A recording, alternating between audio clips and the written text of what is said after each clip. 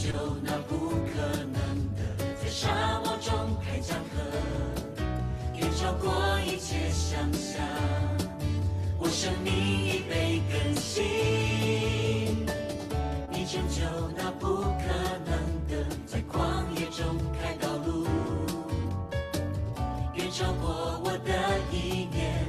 让旧事不再束缚。你成就那不可能的，在沙漠中开江河，远超过一切想象。我生命已被更新，在我敌人面前，你为我摆设筵席，你让我抬起头，不再绝望难过。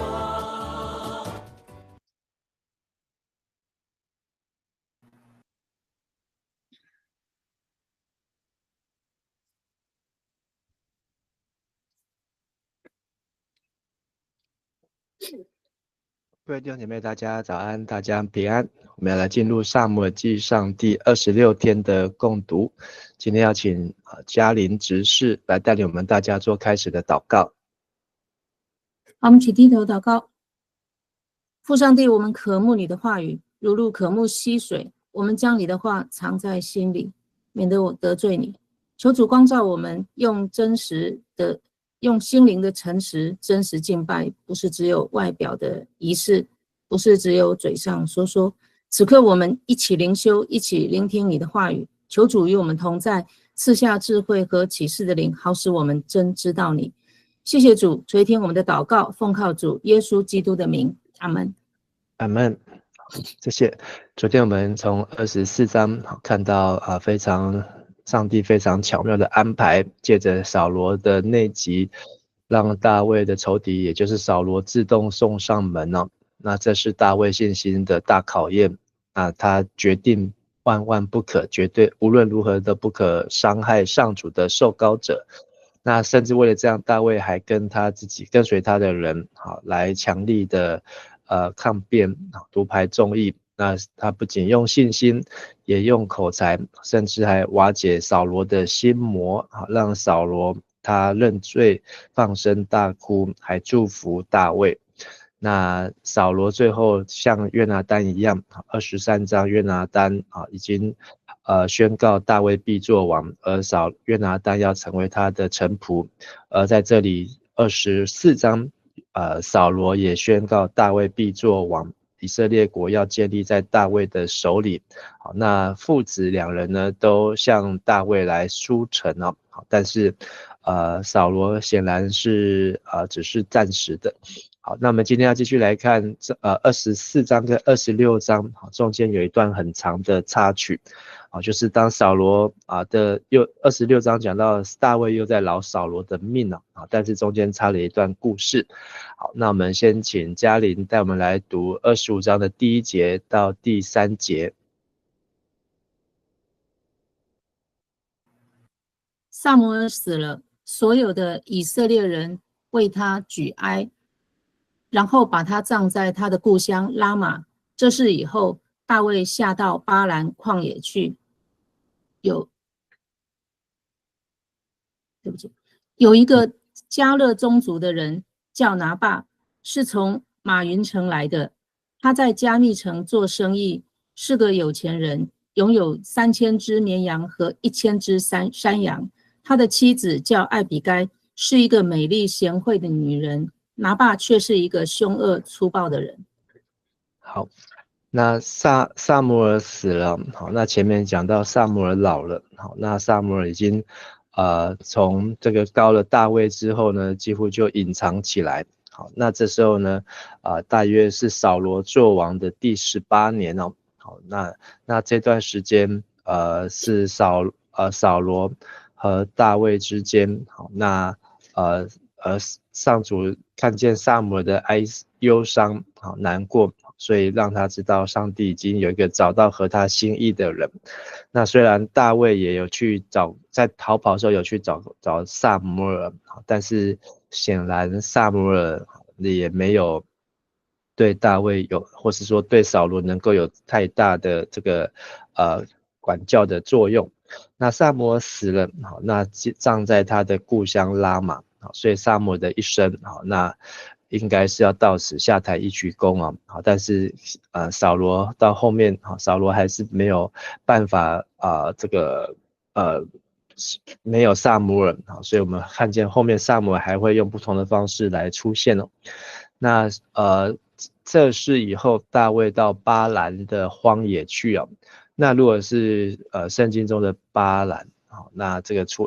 个民数记当中的巴兰哦，好，那是相当的远哦，好，是在南边的西乃半岛，好，那但是大卫他躲藏的路线呢，好，并没有到这么远的地方去的必要啊，而且我们从这一章的经文来看，那扫罗这时候人呢，应该还是在隐基底哦，还是在西佛旷在隐基底到西佛旷野，好，那应该还是在这一带，好，那应该没有跑到这么远的地方去，而且24章也讲到大卫扫罗愿意接纳大卫，祝福大卫，好，那大卫更没有必要在这时候跑去这么远的巴兰，好，所以这个巴兰呢，有人认为它就是马云旷野，好，如果是马云旷野呢，那跟这一章的地点呢，好，就会比较吻合。那在这里讲到呢，有一个迦勒宗族啊，好，那迦勒是犹大支派。好，那在这个民数记的13章，约书亚记的14章，好，那都提到关于迦勒他的背景和身份。好，那在他是应该是犹大支派好的迦勒族，好，但是我们在读民数记的时候发现，迦勒他不是真正的犹大支派，好，那他也是外族人，好，然后来加入了这个以色列的当中啊。那迦勒的意思是狗，好，那狗好，这个名字的意思是狗，好，那狗对这个犹太人以色列人来讲是不洁净的，那所以有个人叫做拿巴，好，那和本我们都翻成拿巴，好，拿巴的意思呢就是笨蛋，好，笨蛋，好，或是愚顽，好，愚顽，就是愚昧又顽梗，好，愚顽。那怎么会有人取这个名字？好，那要么就是他的绰号，要么真的就是他的父母亲就是给他一个这样的名字啊。好，但是我们看到这个人真的他的表现就跟他的名字一样。那他的妻子叫艾比该，好，和本是翻成亚比该，好，那亚比该的有个亚，好，亚就是都讲到是上帝啊。那我的父亲是喜乐，这个名字是我父是喜乐的。好，那所以这个名字是属于喜乐的名字，嫁给一个笨蛋，好，那这个就是好像没有办法看起来很配搭的样子。好，那在这里讲到亚比该呢是有美好的见识，好，那现代中译本翻成美丽贤惠，不过这个见识在和本这个字很重要，就是美好有见识啊，好，见识就是他能够对一件事情能够有更符合上帝的看法，好，那又有美丽的外表。那但是拿巴呢为人刚愎凶恶，就是一个粗暴的人。好，那所以刚才讲到这个大卫来到了隐基底，好，那隐基底呢他在死海的旁边呢，好，那可能是在这一带的旷野的地区，好，那如果是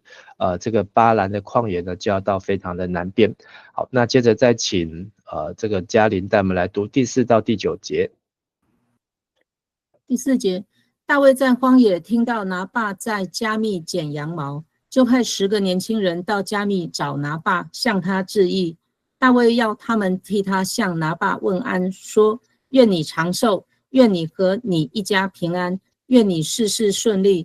他听说你在这里剪羊毛，希望你知道，你的牧人一向跟我们在一起，我们没有欺负他们，他们在加密的时候没有失掉什么。你问他们，他们会告诉你，我们在节日到你这里来。大卫请求你善待我们，你能分点什么给我们，就给我们，也给你亲爱的朋友大卫。大卫的部下以大卫名义向拿爸传达了这些话，等他答复。好，那这个拿霸呢是在加密啊，好，那加密我们在读第15章的时候曾经出现过。好，那15章，是讲到上帝要撒母耳去告诉扫罗，好，要杀尽这些亚玛利人之后，那上帝又告诉这个撒母耳说，好，扫罗没有遵从他的命令啊，甚至有人告诉撒母耳说，扫罗他到了加密，在加密这个地方为自己立了一个纪念碑。所以加密这个地方呢，就是扫罗他可能在政治上宣传的一个重点，所以在这个地方的人就是拿霸，那他可能就是挺扫罗，或是因为扫罗在这边有政绩。那大卫知道拿巴是在剪羊毛，好，那他是一个有钱人，好，那他有1000只的山羊，还有3000只的绵羊啊，好，4000多只。好，那在现在，好，在古代，都是一个非常富有的人哦。那大卫呢，就来跟他们请安。好，那他派了10个仆人，那派了10个年轻人或是10个仆人呢，好，就是要去拿巴那边跟他请安，然后祝福他们平安。好，然后也告诉拿巴说，好，有人会欺负，但是大卫跟他的部下呢，会帮忙他们，好，维护他们的安全。而且呢，他们一起在加密的日子，好，那他们好，大卫也真的是保护他们安全，好，因为大卫以前本身的工作就是牧羊人，那他要面对的敌人呢，就是狮子，好，就是熊，好，就是这些狼，好，那但是大卫呢跟他的仆人呢，好，也帮助了拿巴，让他的4000只的羊呢，好，没有损失啊，所以第8节大卫就告诉这个透过他的仆人告诉拿巴，好，说愿我这些的仆人所做的在你眼前得欢心，好，就是他们这样子帮忙保护你的产业。那因为我们是在好日子的时候来的，好，那这里是说我们在节日欢乐庆典的时候来见拿巴，请你随手分点食物给仆人和你儿子大卫啊。好，那所以在和本当中，好，大卫是把自己好形容是拿巴的儿子，好，或是你现在中译本是说亲爱的朋友啊，好，那所以大卫呢，等于是用友好的态度，而且他已经是先做了一些的好事，好，帮助了这些的拿巴的产业。那现在呢，可能是一个特别过节的日子，好，希望呢拿巴也能够，好，他这么有钱，好，能够来抖内一些，好，乐捐一些，好，那所以大卫的部下就用大卫的名字好来把这一切的话告诉拿巴，好，等他回复。好，那再请嘉玲带我们读10到17节。第4节，拿巴回答说：谁是大卫？谁是耶西的儿子？近来这地方逃跑的奴隶很多，我才不随便把我的饼、水和为剪羊毛的人预备的肉给那些不知从哪里来的人呢。大卫的部下回去，把拿巴所说的话报告大卫，大卫就下令配上刀，他们都照做了。大卫也配上自己的刀，带着400个部下出发，留下200人看守补给品。拿巴的一个仆人对拿巴的妻子艾比该说：你听到了没有？大卫派使者从荒野来问候我们的主人，可是我们的主人侮辱了他们，他们实在对我们很好，从来不麻烦我们。我们跟他们一起在荒野的时候，他们从没有偷过我们的东西。我们放羊的时候都跟他们一起，他们日夜保护我们。请你想想看该怎么办，这是可能成为我们主人和全家的灾难。我们的主人很凶，谁的话他都不听。好，那这大卫示好友好，好，那释出善意，好，希望他就是随意的乐捐。但是呢，这个拿巴呢，好，拿霸，好，那他就直接呛大卫，好，谁叫大卫？谁是大卫？好，那这句话呢，应该是故意的，不是他真的不认识，因为扫罗杀死千千，大卫杀死万万，那扫罗在这个地方都有纪念碑，那都有立下他的汗马功劳。那大卫救了以色列，好，那他的名字也传遍了很多的地方啊，连非利士人的城中亚甲王都认识他，都认识了啊，不是亚吉。好，所以拿巴他说他不认识，好，显然是说反话。那还有他还说，今日悖逆主人逃跑的仆人很多，所以他也知道大卫是逃跑出来啊，所以他是故意的，好，说他不认识他，好，所以显然就是你是蓝我就是绿，我是绿你就是蓝，我们的政治立场不一样，好，那他而且还要故意的跟他唱反调。11节，我岂可把和本是饮食，现在中译原文就是饼和水啊，好，所以现在中译本好把它翻译正确。我岂可把饼和水以及肉给那些不知道从哪里来的人呢？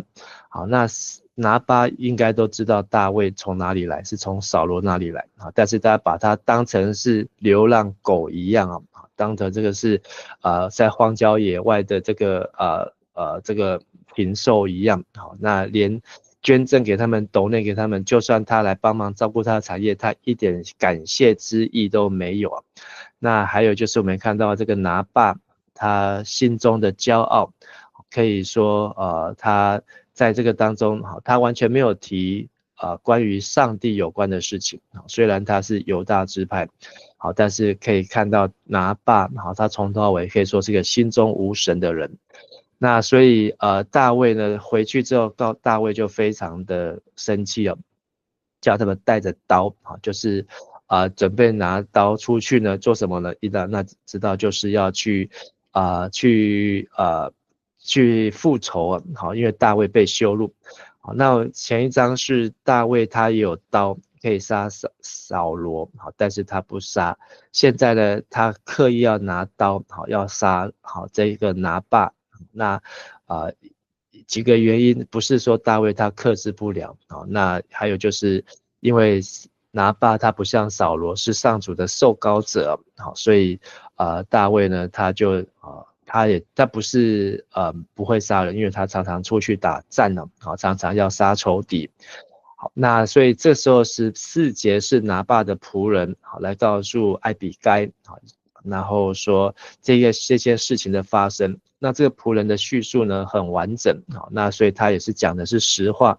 好，说他们实在对我们很好，从来不麻烦我们，好，那甚至没有偷我们东西，而且还日夜保护我们，好，所以在这里说的呢比前面大卫派人出去说的更多，好，所以这是是真实的，好，是有见证人的。但是呢现在连这个仆人都知道这个情势苗头不对，好，那因为主人这样子的话，好，然后把大卫的好意，好，那卑微的请求，好，那变成是一个羞辱他。现在呢，好，这个连仆人都知道祸患要来到，好，但是呢，没有人敢跟主人拿巴说实话，好，所以只能够请这个夫人，好，就女主人亚比该来对拿巴说话。那我们接着再来读18到22节。18节，艾比该连忙预备好200块饼、2提袋酒、5只烤好的羊、17公斤烤熟的麦子、100串葡萄干和200块无花果饼都驮在驴背上。然后他对仆人说：“你们走在前面，我跟在后面。”艾比该却没有把这事告诉丈夫。艾比该骑着驴，正绕着山坡走下来，忽然看见大卫跟他的部下迎面走下来。大卫本来想，我为什么要在这荒野保护那家伙的财产，使他没有丢掉任何东西？我这样帮他忙，他竟然以怨报德。天亮以前，要是我不杀光他所有的人，愿上帝重重的惩罚我。好，那这个仆人告诉女主人，好，但是女主人艾比该呢也没有去告诉这个拿巴，好，他反而就是开始采取行动，好，所以前面说拿巴的妻子有美好的见识啊，那这里就是展现亚比该、艾比该的见识，那他就是带着礼物来赔罪，这些礼物呢，好，非常的多，好，跟超过大卫一开始想要的，好，因为他派10个年轻人来，好，要能够希望得到一些礼物，好，那在节日当中，好，那他也可以分享给他的部下。好，那现在亚比该呢，就是200个饼，2个皮带的酒，5只的上好的宰好的羊，还有5细羊。好，那1细羊是7.3公升哦，好，就是有30几公升好的这个烘熟的穗子啊，还有100个葡萄干的饼，还有200个无花果的饼哦，好，都在驴子上面。好，所以这些礼物是而且亚比该好，那他还告诉这些人说，你们在前面，我在后面呢，所以就是先把礼物放在前面。好，然后就是开门见山，好，是先把礼物能够让大卫，好，那大卫在路上与亚比该相遇啊，好，那在这个背景也有做一个交代，好，因为大卫有说，虽然大卫前面说只有配上刀，好，但是在这边又在补充，好，大卫曾说，好，那如果他到天亮以前，好，凡属拿巴的男丁呢，好，就是20岁以上，好，拿巴家中的，若留一个到明日早晨，好，愿神重重惩罚大卫，好，那这是在和本上，好，但是在这里有一个注解，愿神重重惩罚大卫。在74译本的翻译是愿神重重惩罚大卫的仇敌啊。好，那到底大卫在这边也没有发誓，如果他发誓，好，他没有杀这些拿巴的男丁，上帝就要惩罚大卫。那么从后面这个故事看，大卫后来没有杀，是因为亚比该，那上帝不就要来惩罚大卫嘛？好，那这个事件就会跟扫罗一样啊，扫罗曾经也是告诉他的部下，好，到天黑以前啊，好，谁若吃东西，愿神重重惩罚他，好，结果是他的儿子吃东西，好，所以这样的发誓的情形呢，是不是像扫罗？好，不过在这里呢，好，显然大卫也是发了一个誓，好，甚至这个誓呢，就是如果不完成，好，上帝就要惩罚。好，那接着的再请嘉玲带我们读23到31节。艾比该一看见大卫，急忙下了驴，伏在地上叩拜，在大卫脚前说：“我的主啊，请听我说，罪过由我承担，请不要理拿巴那坏东西，他是名副其实的蠢材。你的仆人来的时候，我不在那里。上主没有让你亲手向敌人报仇，杀了他们。现在我指着永生的上主向你发誓，你的敌人和所有想害你的人都要像拿巴一样被惩罚。请你收下我带来的礼物，分给你的部下吧，也请你饶恕我的过错。上主要使你做王，你的后代也要做王，因为你为上主打仗，你的一生都不会犯过错。有人想攻击你，杀害你，上主，你的上帝会保守你，好像人保护珍贵的宝物。至于你的敌人，上主会扔掉他们，好像人用投石器甩出去一样。当上主照他的应许为你成就一切好事，使你做以色列王的时候，你就不致因无故杀人或替自己报仇而后悔。当上主赐福给你的时候，求你不要忘记我。好，那这个亚比该好，或是艾比该好的名字就是我父是喜乐的，好，所以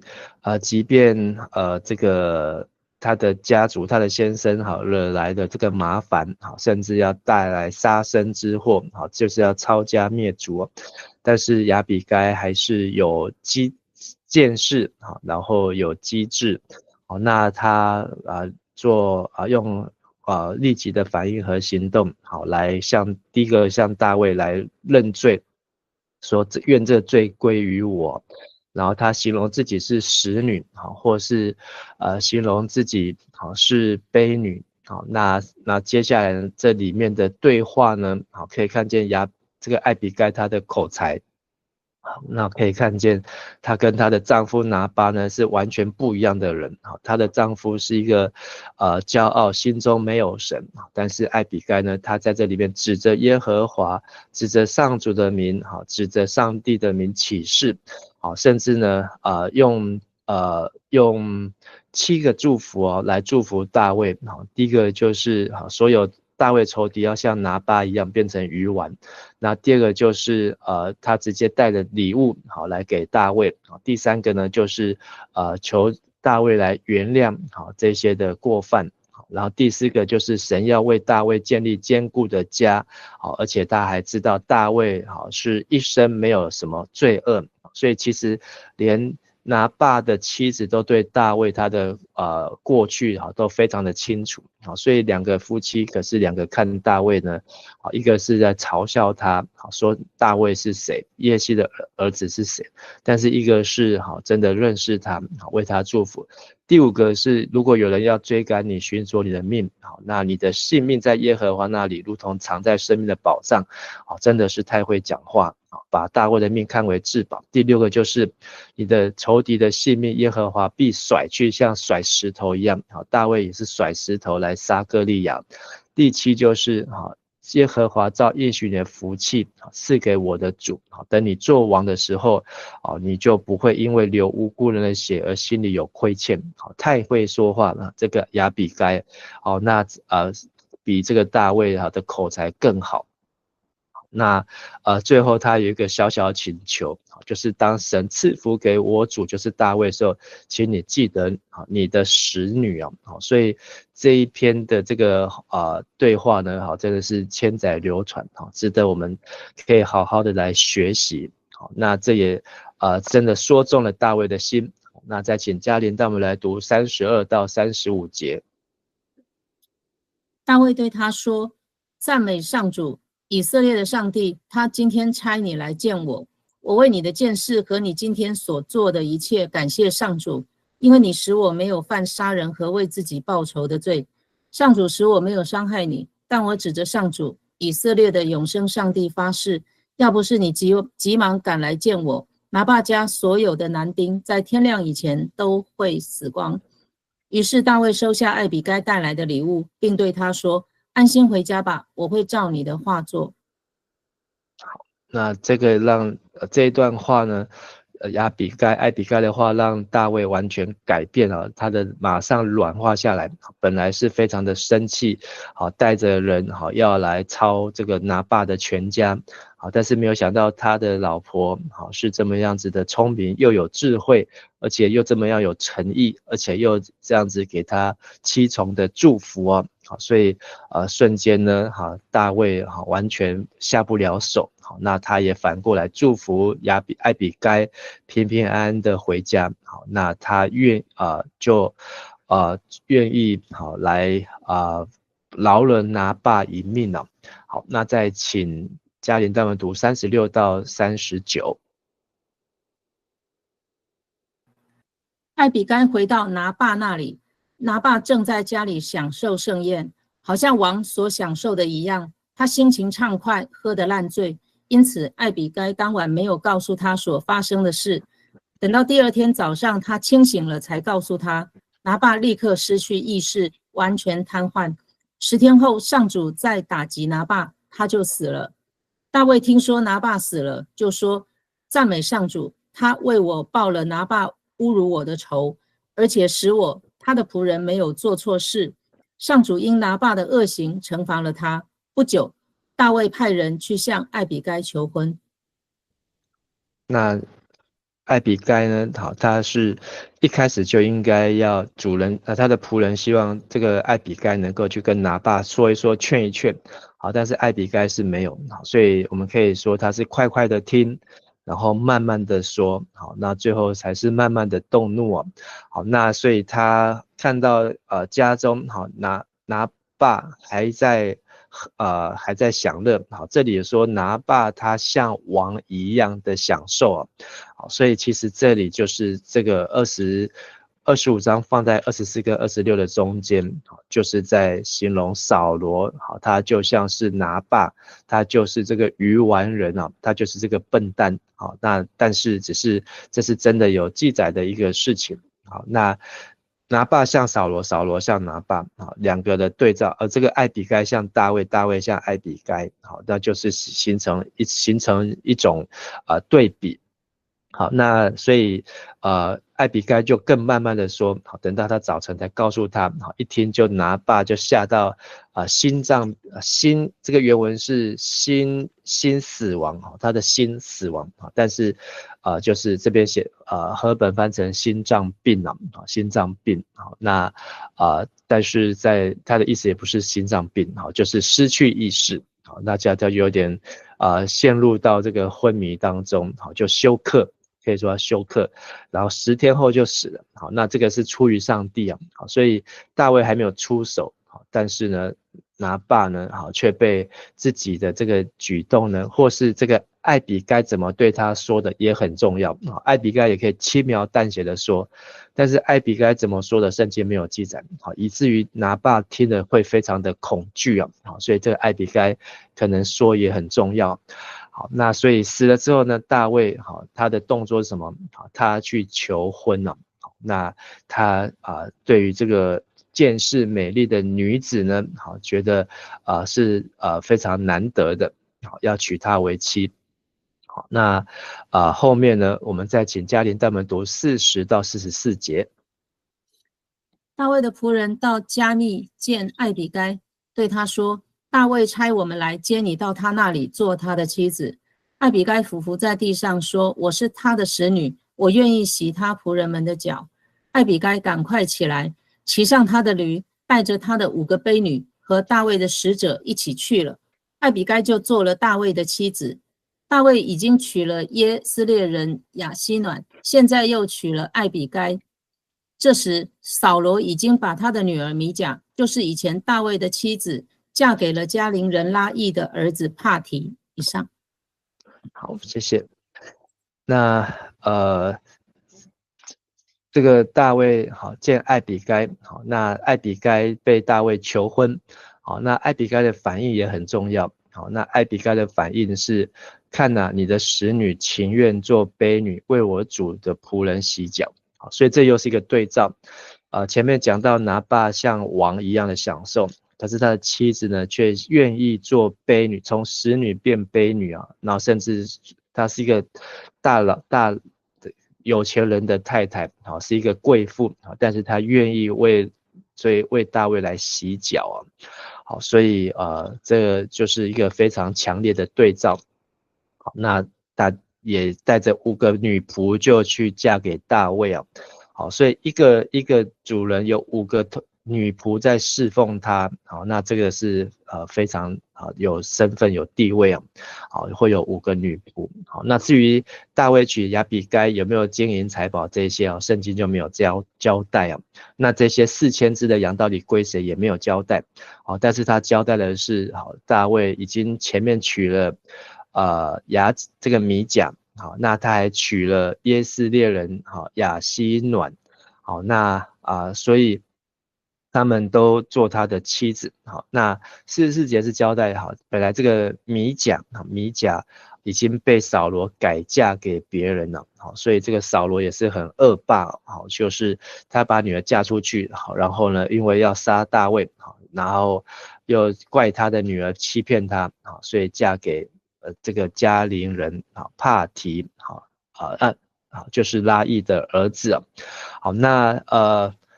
我们从大卫的8个妻子，好，那亚比该是排第3。好，那这8个妻子当中呢，有18个儿子。好，那亚比该生的儿子叫但以利。好，那前面的亚希暖生了暗嫩。好，那米甲是完全没有生。好，那后面的拔示巴生了4个。好，那其他的妾呢又生了8个。那历代志11章，好，历代志下11章有提到，还有一个叫耶利摩，好，也是大卫的儿子，但是没有提到他的妈妈是谁。那所以大卫有19个儿子。那撒母耳记下第9章，好，那大卫也收留了约拿单的小儿子米非波设，所以大卫有20个儿子。好，那还有一个女儿，至少一个女儿，但其他女儿都没有出现，只有出现一个他玛。好，那他玛被暗嫩玷污之后，好，那押沙龙2年的时间报仇，甚至为了报这个仇呢，连他的父亲大卫都追杀。好，那这是撒母耳记下继续会记载的故事啊。好，那今天这段经文让我们看这一段经文我们可以对照的是诗篇14篇跟53篇呢。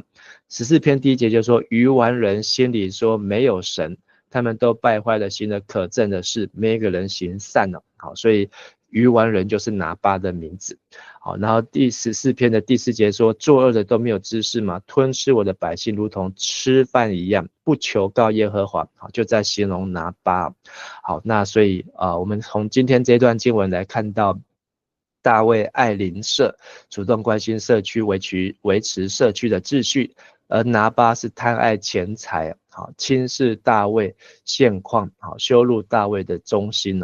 那亚比该是爱主，借着智慧勇气来解救家族的事业。那最后拿巴是赔了夫人，又折寿。那大卫呢，也因此这样娶进了第3房。好，我们一起来祷告。亲爱的天父上帝，感谢你透过今天的经文提醒我们，应当要有见识，要有智慧，而不要愚昧。也如同箴言告诉我们的，敬畏耶和华就是智慧的开端。让我们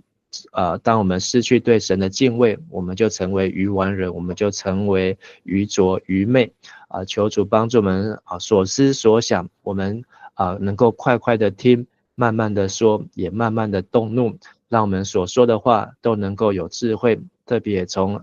亚比该的身上来学习，让我们能够所说的话如同金苹果落在银网子里面，能够使自己，使周遭，使我们的生命都能够来荣神益人。我们谢谢你，我们这样祷告祈求，奉主耶稣的名，阿们。好，谢谢嘉玲，谢谢大家，好，大家平安。谢谢牧师，谢谢。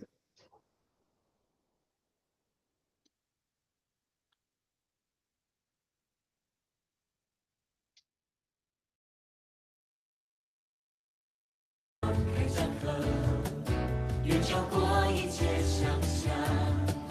我生命已被更新，你成就那不可能的，在旷野中开道路。平安，谢谢牧师。远超过我平安，的意念，但就是不再属谢谢牧师。谢谢。你成就那不可能的，在沙漠中开江河。